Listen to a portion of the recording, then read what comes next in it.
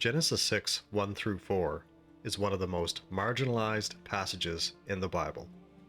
Many pastors and Bible students do all they can to avoid taking it at face value, opting for safe interpretations that allow it to be shelved. Second Temple Judaism gave it a prominent, almost central role in understanding God's activity in history. This book seeks to demonstrate that it deserves that status. Genesis 6, 1 through 4 is actually one of the most important, serving an important role in biblical theology. Consequently, discussing how it should be and shouldn't be interpreted is where we need to begin. When man began to multiply on the face of the land, and daughters were born to them, the sons of God saw that the daughters of man were attractive, and they took as their wives any they chose. Then the Lord said, "My spirit shall not abide in man forever, for he is flesh. His days shall be 120 years. The Nephilim were on the earth in those days, and also afterward, when the sons of God came into the daughters of man. They bore children to them. These were the mighty men who were of old, the men of renown." Few Bible passages raise as many questions as this one. Who are the sons of God? Are they divine or human? Who were the Nephilim? Before we start tackling these questions and others, we need to learn how not to interpret this passage.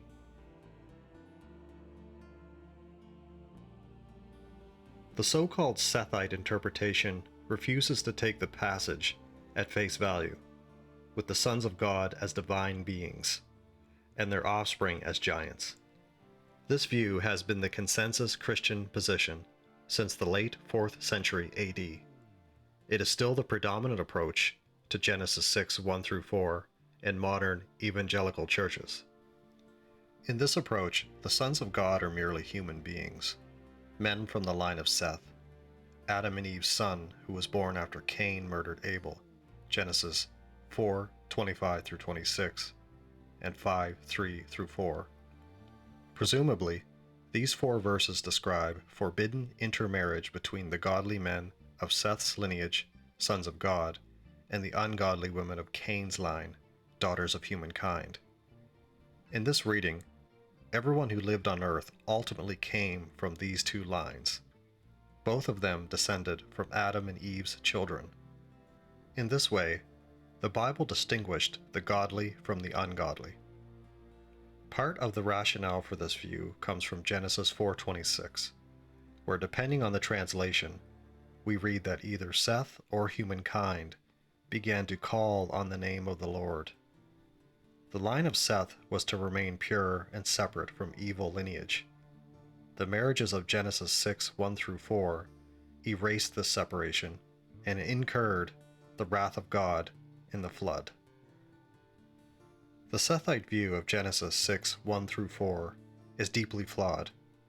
First, Genesis 4:26 never states that the only people who called on the name of the Lord were men from Seth's lineage.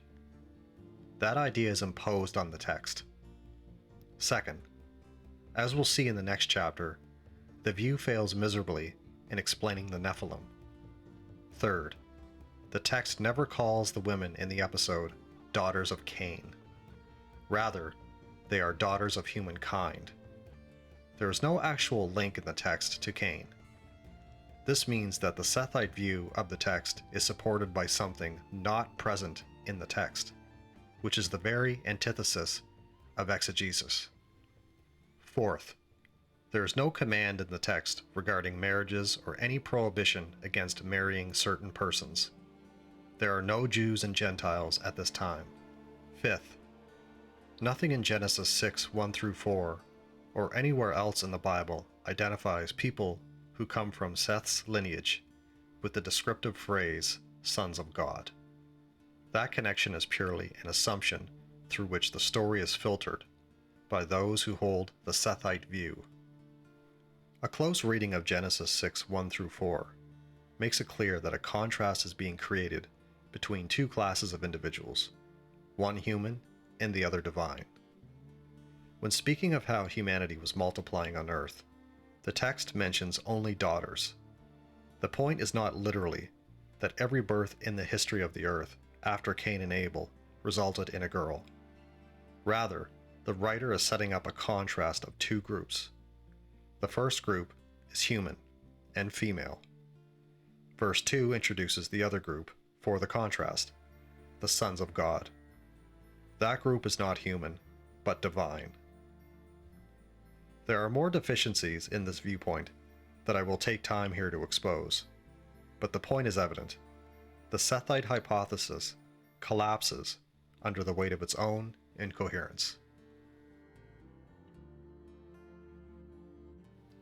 Another approach that argues the sons of God in Genesis 6, 1-4 are human suggests that they should be understood as divinized human rulers. A survey of the academic literature arguing this perspective reveals that it springs from the following. 1. Taking the phrase sons of the Most High in Psalm 82:6 as referring to humans, then reading that back into Genesis 6, 1-4. 2.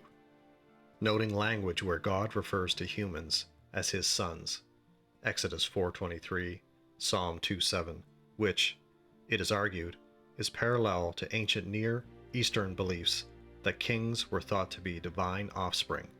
And 3. Arguing that the evil marriages condemned in the verses were human polygamy on the part of these divinized rulers. As with the Sethite interpretation, this view makes assumptions that render it invalid when tested.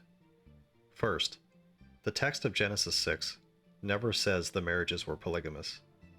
That idea must be read into the passage. Second, ancient parallels restrict divine sonship language to kings. Consequently, the idea of a group of sons of God lacks a coherent ancient Near Eastern parallel.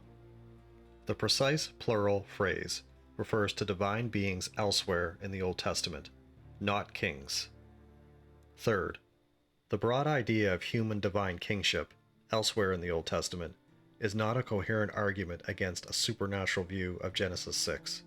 It was God's original design for his human children to be servant rulers over the earth under his authority as his representatives in the presence of his glory. Restoring the loss of the Edenic vision eventually involves creating a people known as Israel and giving them a king, David, who is the template for Messiah. In the final eschatological outcome, the Messiah is the ultimate Davidic king, and all glorified believers share that rule in a new global Eden. But it is flawed hermeneutics to read either ancient kingship or the glorification of believers back into Genesis 6. The reason is obvious. The marriages in Genesis 6, 1-4 corrupt the earth in the prelude to the flood story. A biblical theology of divinized human rulership in the restored Eden would not be corruptive and evil. In summary, the plurality of the phrase sons of God and the heavenly contexts of its use elsewhere show us there is no exegetical reason to exclude the occurrences of the phrase in Genesis 6, 2, and 4 from the list of supernatural beings. What drives this choice is apprehension about the supernatural alternative.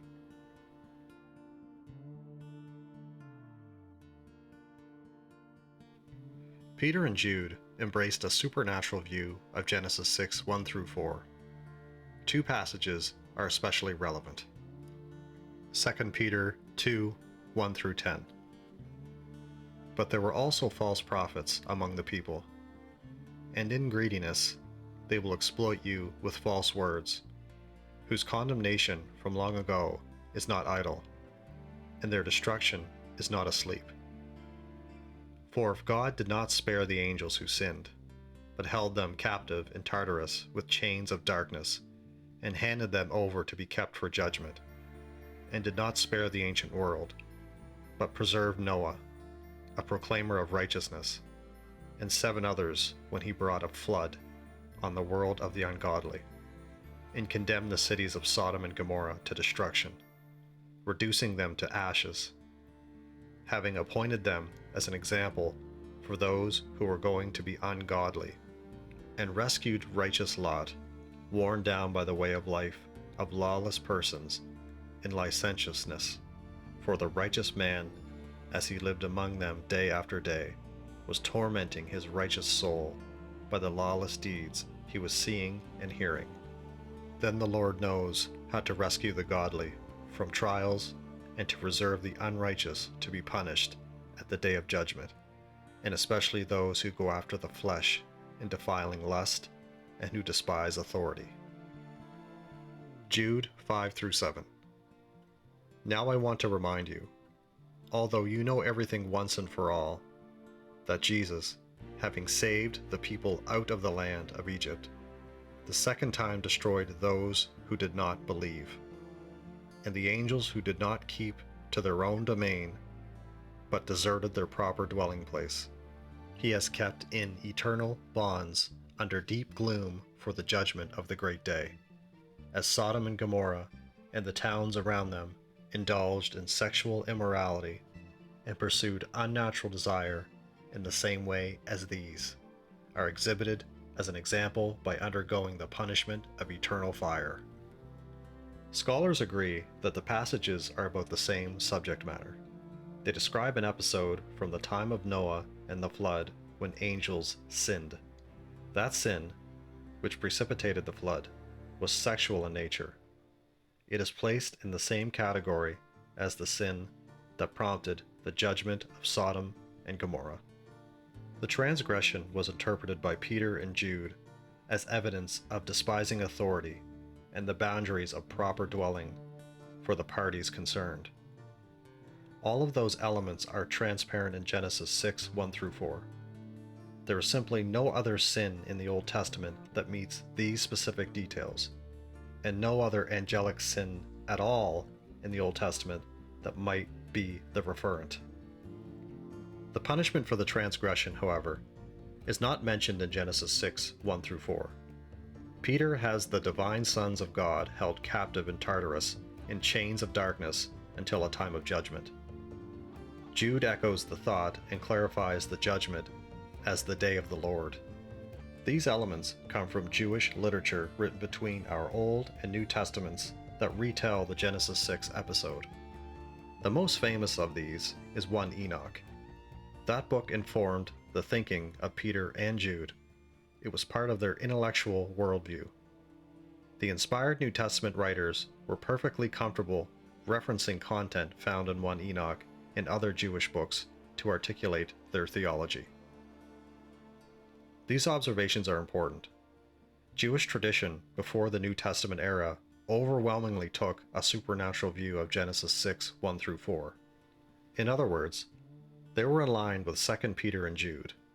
The interpretation of the passage, at least with respect to its supernatural orientation, was not an issue until the late 4th century AD, when it fell out of favor with some influential church fathers, especially Augustine. But biblical theology does not derive from the church fathers. It derives from the biblical text, framed in its own context. Scholars agree that the Second Temple Jewish literature that influenced Peter and Jude shows intimate familiarity with the original Mesopotamian context of Genesis 6:1-4. For the person who considers the Old and New Testaments to be equally inspired, interpreting the Genesis passage in context means analyzing it in light of its Mesopotamian background, as well as 2 Peter and Jude, whose content utilizes supernatural interpretations from Jewish theology of their own day. Filtering Genesis 6:1-4 through Christian tradition that arose centuries after the New Testament period cannot honestly be considered interpreting it in context.